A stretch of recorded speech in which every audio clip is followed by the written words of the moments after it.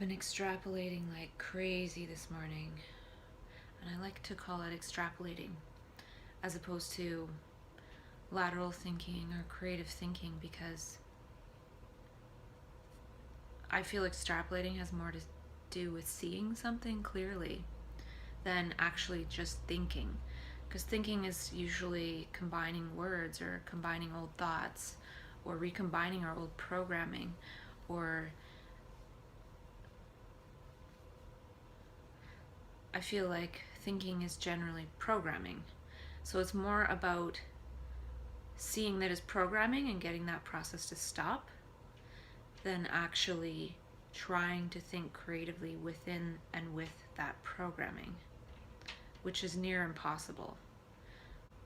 I sent in my resignation email this morning, and I haven't checked my email yet to see the response, but since then my brain has been super extrapolating. Maybe it feels a little bit freed from that decision. And I feel it's more that I've talked myself out of that paradigm. I don't believe it at all, especially with the things that I've been watching and extrapolating from the last few days with the neuroplasticity.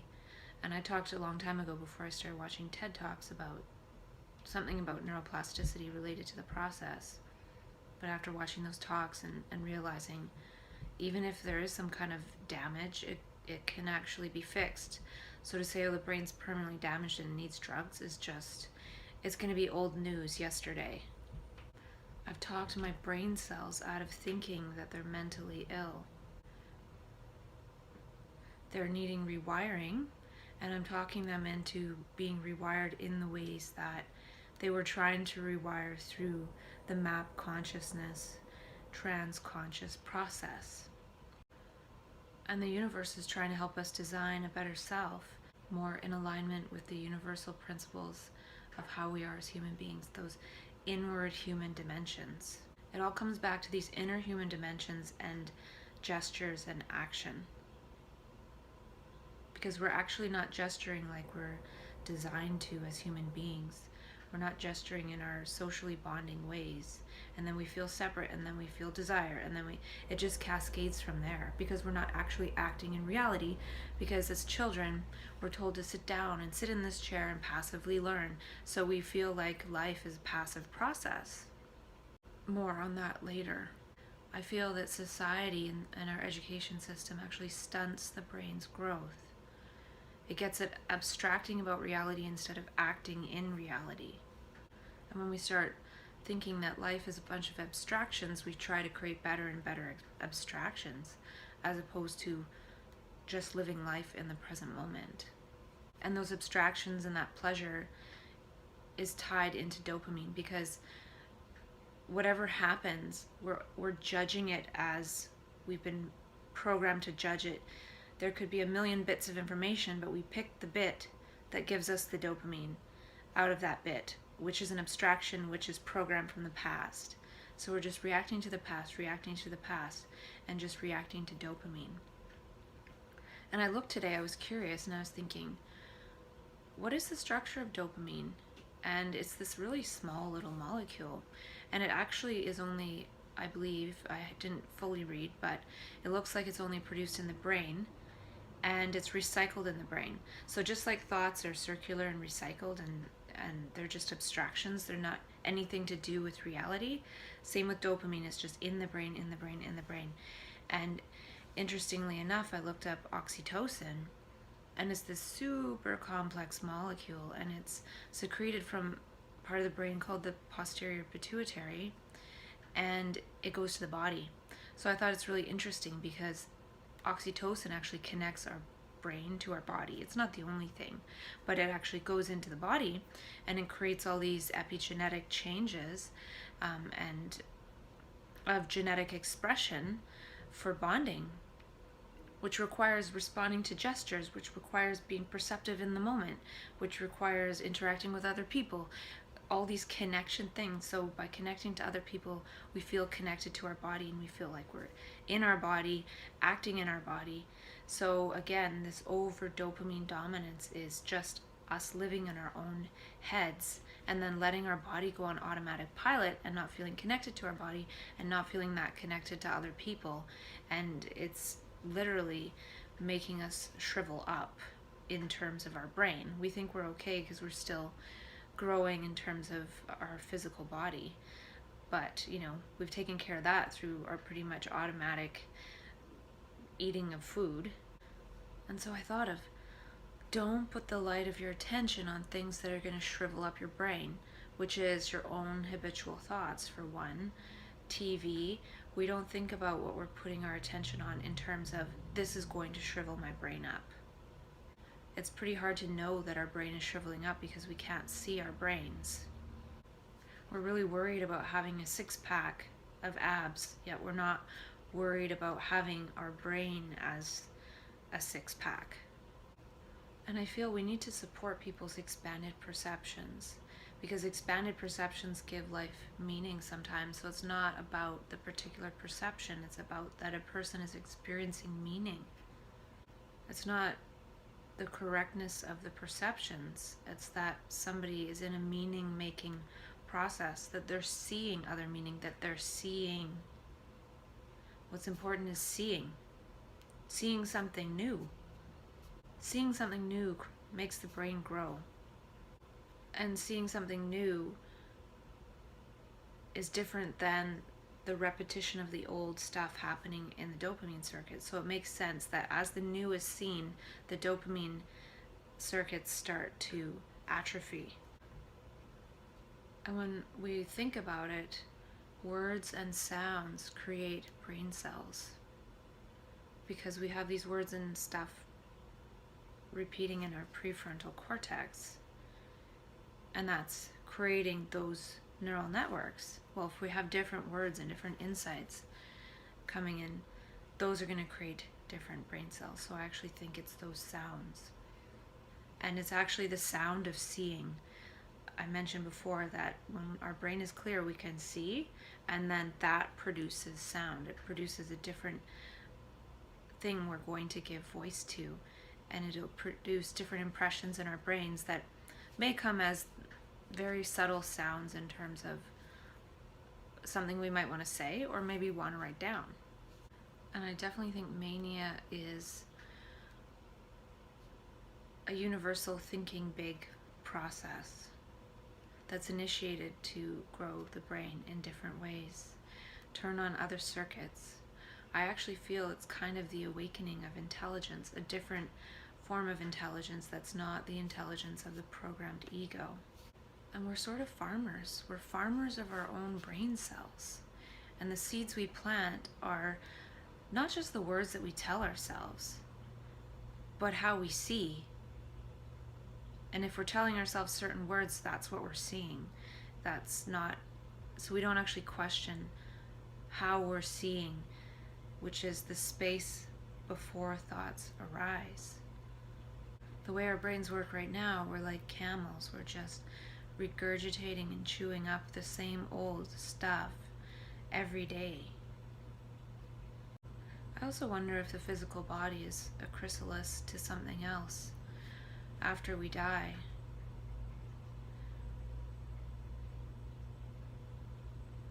Or it could even be, I have the sense that we're actually not really fully in our bodies, like we're not embodied. We're more like bio-robots. And so when we go through map consciousness, it's a chrysalis phase actually bringing us back to being in connection with our body.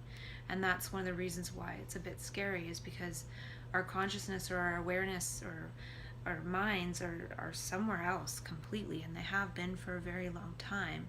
And as our mind sort of journeys back to our body, it becomes pretty scary. It's almost like a birth into actually being, inhabiting the body. And when one gets back, when one's consciousness actually reconnects with the body, it's like a rebirth, and it becomes debilitating for a time, because one has to again learn how to exist in this world. We're not using our brains to see, we're using our brains to remember. to remember our desires, to remember our thoughts, to remember our pleasures. And by doing that, we're seeking for that out in the environment. And what we're actually seeking is ourselves and how we see. We're seeking a change in the way we see. We're seeking a change in perspective. And when we're not thinking about ourselves in that way, we can actually see the universe and it talks to us. Not through actually a voice per se, but we can read reality just like we can read somebody's body language. We can take that a step further and actually read nature. It's not that difficult. And I was watching a TED Talk, and the guy was talking about how our brains get fatigued through the day. So if we're at a long day of lectures, the last lecture will be difficult to absorb. But with manic consciousness, one can read all of reality, and eventually one does get tired. So it does fizzle out, and one does run out of whatever juice is required to be in that state. And then after a rest, one can go back into that. It's just a different biorhythm. Just like we have to go to sleep every day to be able to use our brains the next day. Mania might last a month, and then we have to not be in mania for a number of months, and then we can go back into it. I feel map consciousness is part of the becoming immune to the dopamine programs of society. Those are all for separation. So it's almost like an immunization against that. And I talked about herd immunity, being deaf to those voices and memes of society that would program us into separation. I watched a video about the new Amazon store in Seattle or something, and how when you go in, just by your gestures and things, you just scan your phone so they know you're in the store. Just by your gestures and maybe sensors on the products and things, they know what you've taken, and that's what allows you to pay. And when you think about that algorithm and the algorithms involved in that and the implications of that, if we as human beings can create that kind of program to which people can go in a store and just grab stuff off the shelf and the store knows what you took, is it that much of a stretch to imagine that the universe can record and compute our gestures and what we take and what we're doing?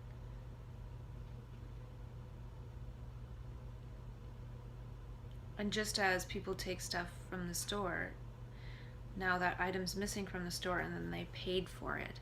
It moved that item and that person paid. Well, there's some kind of algorithm in reality as well in terms of our gestures and what that does. So when somebody takes something off the shelf in the Amazon store and walks out, it takes money out of their bank account or off their credit card. Now, if we give a wave or a smile, it actually puts money, as in maybe oxytocin, in our bank account, and it puts it in the bank account of the social fabric. So it's the same kind of thing with how they're using gestures and movement in order to calculate when you owe money. Well, the universe can do that too, in terms of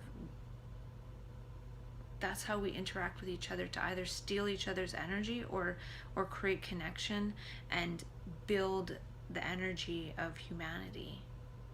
And so when I saw that, I wasn't surprised actually that they were able to create that.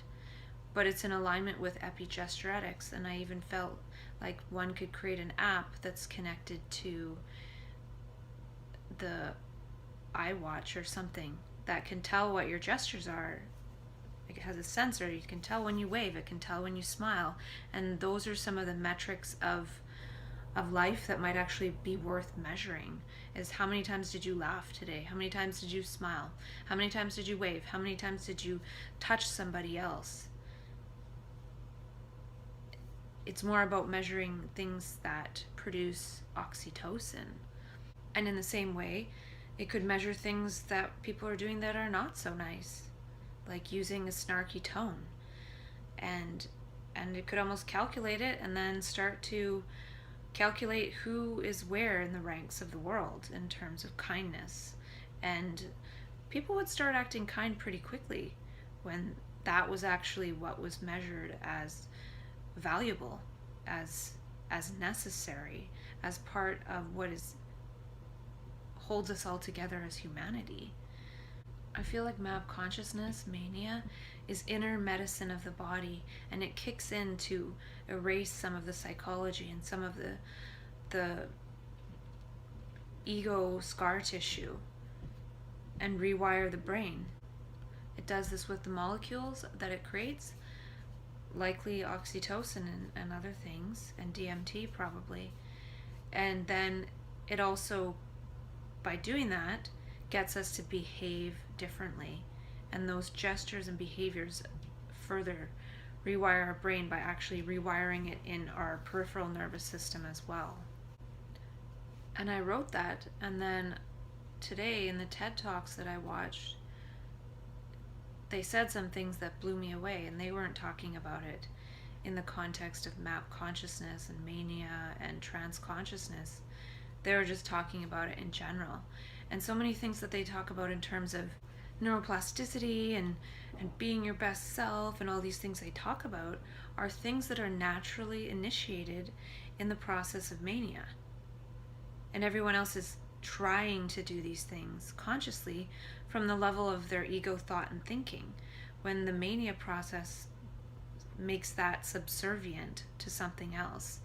And so many of the aspects of it are these things that we know we're capable of because they talk about them in TED Talks, but we're not really capable of them unless we go into this state of mania which we have no control over. So all this control to try to get this to this state of non-control where something else takes over. And there's all these wonderful intellectual people studying all these things about neuroplasticity and human performance. And then there's another group of them studying how this neuroplastic accelerated learning human growth process of mania is a pathology.